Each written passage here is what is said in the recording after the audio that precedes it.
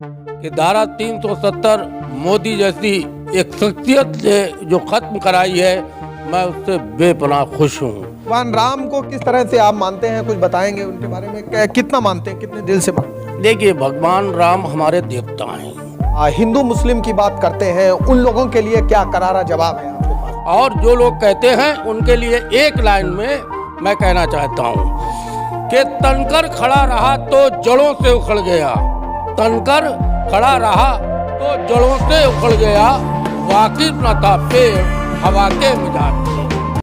अयोध्या में 22 जनवरी को होने जा रही श्री रामलला की प्राण प्रतिष्ठा को लेकर इस समय पूरा देश राममयी है और इसी कड़ी में हम फर्रुखाबाद पहुंचे हैं और फर्रुखाबाद में आज एक ऐसे शख्स से आपको मिलवाएंगे जिसने सन 1992 से लेकर यानी राम मंदिर आंदोलन से लेकर और 2023 में 22 जनवरी तक रामलला की प्राण प्रतिष्ठा तक किस तरह से और कौन से समय को उसने देखा है और काफी करीब से जानेंगे कि आखिर क्या क्या उन्होंने भगवान श्री राम के चरणों में अपने जीवन को समर्पित कर दिया। इसी कड़ी में हमारे साथ में असलम कुरैशी जी हैं जो भारतीय जनता पार्टी के साथ साथ आरएसएस से भी जुड़े हैं और राम मंदिर आंदोलन से लेके और आज प्राण प्रतिष्ठा तक वो अपना लगातार योगदान देते रहे हैं। उनके घर पर पहुंचे हैं और सबसे पहले ठीक पीछे हम तस्वीरों में आपको दिखाएंगे कि उन्होंने अपने कमरे में सबसे पहले ये देखिए, माननीय स्वतंत्र देव सिंह जी हैं, जेपी नड्डा जी हैं, माननीय राजनाथ सिंह जी हैं, नरेंद्र मोदी जी हैं जो देश के प्रधानमंत्री हैं और ठीक उसके पड़ोस में अटल बिहारी वाजपेयी जी हैं, लाल कृष्ण आडवाणी जी हैं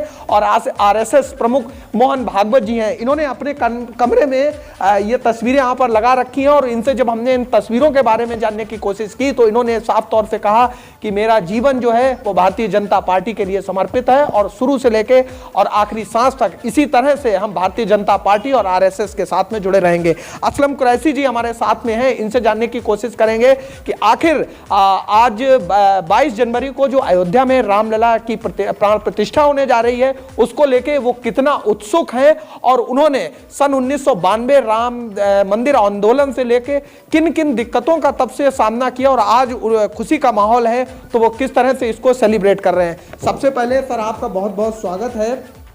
तो हमारे दर्शकों को ये बताइए कि आखिर सन 92 में क्या घटना हुई थी उस आंदोलन से लेकर और किस आंदोलन में किस तरह से आप जुड़े थे और क्या क्या वो वाकया था? बहुत बहुत धन्यवाद पुनीत भाई, आप मेरे घर पर आए और मुझे इस अवसर पर बोलने का मौका दिया। सन 92 की बात है। वैसे तो भारतीय जनता पार्टी का संकल्प था राम मंदिर का और फर्रुखाबाद नहीं पूरे उत्तर प्रदेश में हम लोगों ने घूम घूम कर यही नारा लगाया है और ये हमेशा लगाते रहे कि जहाँ हुए बलिदान मुखर्जी वो कश्मीर हमारा है, धारा 370 के लिए भी और राम मंदिर के लिए भी।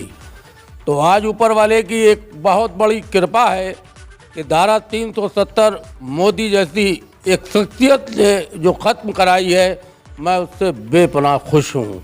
दूसरी चीज़, राम मंदिर के लिए हम सारे लोग बराबर लड़ते रहे क्योंकि राम मंदिर हिंदुस्तान में ही बनेगा, ना कि कहीं दूसरी जगह बनेगा और राम का जहाँ जन्म हुआ है राम मंदिर वहीं बनना चाहिए। ये बात मैंने तब भी कह दी जब ये कोर्ट का फैसला नहीं आया था। उस समय बड़े भाई इंद्रेश जी ने एक बहुत बड़ी मीटिंग बुलाई थी लखनऊ हजरत बेगम महल पार्क में। उसमें हमको भी बोलने का मौका मिला था और वहाँ पर इंडोनेशिया, मलेशिया, पूरे हिंदुस्तान के तमाम दरगाहों के खादिम और सज्जादा नशीन मौजूद थे। मैं देख के बड़ा चौंक गया कि लोग ये कहते हैं कि भारतीय जनता पार्टी में मुसलमान जुड़ा नहीं है और मैंने जब देखा कि मेरे आलिम जुड़े हुए हैं, मेरे मुफ्ती जुड़े हुए हैं, मेरी खानकाहों के सज्जादा नशीन जुड़े हुए हैं तो मेरा दिल बिल्कुल ही एकदम भर आया और मैंने दुआएं दी अपने बड़े भाई इंद्रेश जी को कि आज उन्होंने बिल्कुल सही मायनों में जो कहा जाता है कि हिंदुस्तान गंगा जमनी तहजीब है उसका सीधा साधा एक सामने रूप दिखा दिया और मैं फिर उनको मुबारकबाद आज भी देना चाहता हूँ। कौन से सन का है ये पूरा वाकया जो आप बता रहे हैं, कौन से सन में? ये जो राम मंदिर का अभी जजमेंट हुआ है उससे 1 महीना पहले की बात है।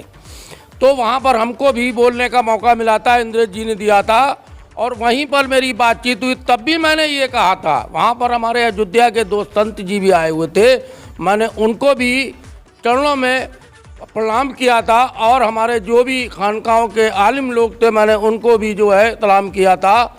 वहाँ पर बहुत हज़ारों की भीड़ थी।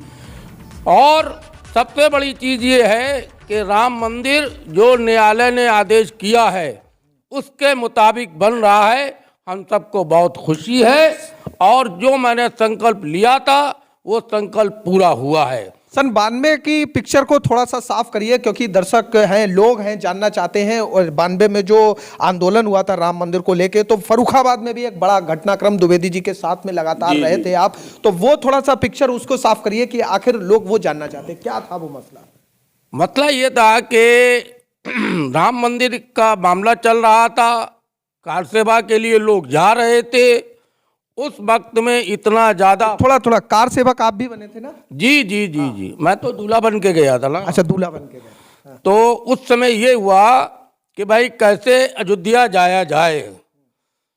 तो उस मीटिंग में मैं भी था।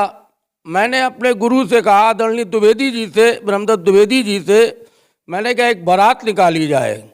और वो बारात की भूमिका बनाई गई। जब बारात की भूमिका बनाई गई तो मेरा पहला रोज़ा था, उस दिन रमज़ान का महीना था। तो मैंने ये गुरु जी से अपने कहा, मैंने कहा मेरा रोज़ा है, किसी और को दूल्हा बनाइए। तो उन्होंने ये कहा कि आप परेशान ना हो, मैं तुम्हारी सहरी की और अफ्तारी की सारी व्यवस्था, ये मेरी जिम्मेदारी है। और वैसे भी वो अपनी बात पे जो कहते थे वो करते थे। तो ये हुआ कि साहब एक बारात निकली, आगे आगे साहब जो है हमारी जो बहनें थी, आंदोलन वाले दिन का बता रहे हैं ना पूरा घटनाक्रम? ये हाँ, जिस दिन गिरफ्तारी हुई उसी दिन की बता रहा हूँ। क्या हुआ?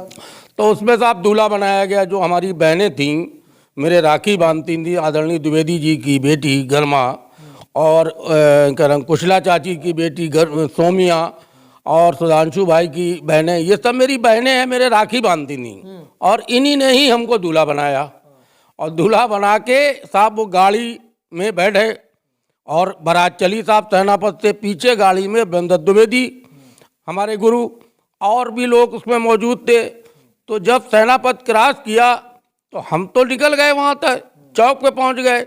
और जब सेनापत से बाहर गाड़ी पहुँची तो फोर्स बहुत लगा हुआ था। तो सीओ ने और एलआईओ ने उनको पहचान लिया, आदरणीय द्विवेदी जी को। और पहचानने के बाद उनको रोका कि भाई आप यहीं गुरु जी गिरफ्तारी दे दीजिए, हाथ पैर जोड़ने लगे। तो हम जब तक पहुंच गए थे वहां पर बस स्टैंड फर्रुखाबाद पर, तो हमें वहां पर बारलेस से कहा गया रोको। जब हमसे यही कहा गया बारलेस से रोको, तो खैर हमारा उनका थोड़ा सा कहा सुनी होने लगी दरोगा से, इंस्पेक्टर से। मैंने उनको अपने ढंग से समझाया, मैंने कहा आप गलत कर रहे हैं, आप बारात रोक रहे हैं, ये तरीका गलत है। तो फिर ये हुआ कि उन्होंने बारलेस से ये कहा कि ये नहीं रुक रहे हैं, ये हमसे लड़ने को तैयार हो रहे हैं। तो फिर द्विवेदी जी को बारलेस से कहा गया कि आप जरा कह दीजिए तो वो रुक जाएंगे, वो जिद्दी बहुत है। खैर आदरणीय द्विवेदी जी ने हमसे क्या कहने लगे, तुम रुक जाओ, वहाँ पर गिरफ्तारी हो गई है। तुम वहीं पर रुक गए। और रुकने के बाद में बस स्टैंड फर्रुखाबाद में एक सैलाब उमड़ पड़ा द्विवेदी जी के साथ, और वहीं पर गिरफ्तारी हुई। और वहीं पर मजिस्ट्रेट आए और उन्होंने वहीं से वारंट बनाया और हमको जेल भेज दिया गया, जेल यहाँ भेज दिया गया। उसके बाद में कितने दिन के लिए जेल भेजा गया आपको? हम लोग 17 दिन जेल में रहे। 17 दिन। तो मतलब राम मंदिर के लिए कुल मिला के कहें तो आपने गिरफ्तारी दी है? जी जी जी जी बिल्कुल। भगवान राम को किस तरह से आप मानते हैं, कुछ बताएंगे उनके बारे में? कितना मानते हैं, कितने दिल से मानते हैं? देखिए, भगवान राम हमारे देवता हैं। और हमारे यहाँ ये कहा गया है कि 1,24,000 पैगंबर आएंगे, और 1,24,000 पैगंबरों में भगवान राम भी हैं। और हमारे जब अल्लाह ये कह रहा है, परवरदिगार ये कह रहा है कि हम रब्बुल आलमीन हूँ, सारे आलम के लिए हूँ, रब्बुल मुस्लिमीन नहीं हूँ, मुसलमानों का नहीं हूँ, मैं सभी का हूँ। तो इसलिए वो हमारे देवता हैं, मैं उनका सम्मान करता हूँ। और उनको दिल से मैं शुरू से ही ये कह रहा था कि यहाँ का बवाल निपटे और किसी भी तरीके से वहाँ पर मंदिर का निर्माण होना चाहिए। और कोर्ट ने जो फैसला किया है वो बहुत अच्छा फैसला किया है। 25 एकड़ ज़मीन मस्जिद बनाने के लिए दी गई है और मैं जाऊंगा, मस्जिद को भी देखूंगा और मंदिर भी जाकर देखूंगा। कितनी खुशी है आज 2023 में जिस तरह से 22 जनवरी को रामलला की प्राण प्रतिष्ठा होने वाली है, तो कितनी खुशी है आपको? 2024 में जो ये कार्य हुआ है तो मुझे तो डबल खुशी है।